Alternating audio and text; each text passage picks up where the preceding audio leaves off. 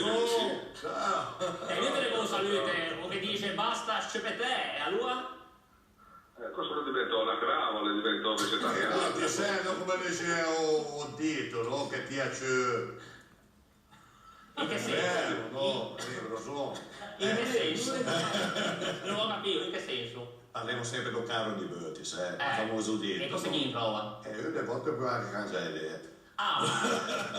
Ho capito, vabbè. E Bruson, il discorso chi è che uscendo di questo Savignon o dice in un paese con tanti cacciuei come le Savignon, come le Vallestrivia, mettendosi in giro a toa, da una parte gli altri cacciuei, dall'altra parte gli animalisti, perché bisogna arrivare a una sintesi. Gli altri cacciuei cosa di? Tanto, se mi mette qualcosa da mangiare a toa, magari due italiani con tubo di leva, poi discutiamo qui a minimalisti. Poco da discutere. Bigotti, forza! A parte i scherzi, se parliamo di ambiente e le cose serie la discute con tutti, compreso quelli che si dicono ambientalisti, che poi in realtà sono meno, secondo me.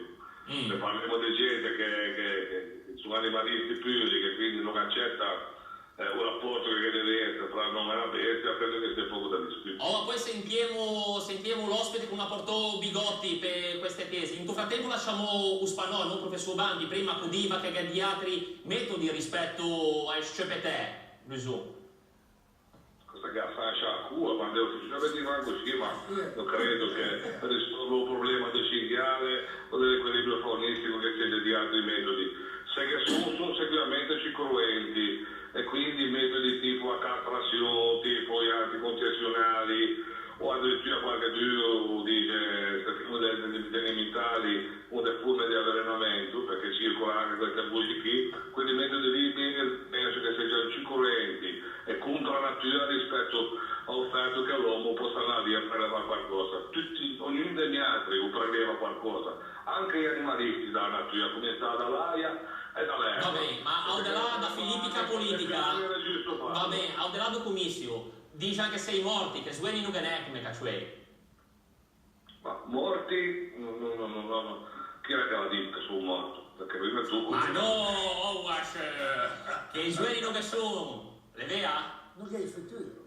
I sueni sono in diminuzione, un po' di tempo fa, io non c'ho anche proprio un appello. Devo dire che ultimamente l'ultimo anno, è il minimo segnale per quanto riguarda la nostra regione in controtendenza. Quindi lui dice che sei fuori di moda, che hai fatto il vostro tempo.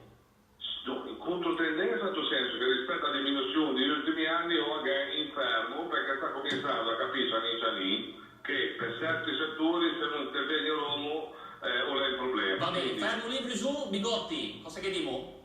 Ma Bruson è un amico che c'ho da giornata, che dico che come presidente, magari come nostro consigliere ormai da lungo tempo, si può trovare anche qualche alternativa per fare in modo che poi le campagne non siano invase da animali selvaggi e comunque che, come ripeto sempre, che sono un po' ciò che cinghiali sono attratto da sti bandi chiedo, ma che sono anche di fasce che hanno di colori spettacolari in giro.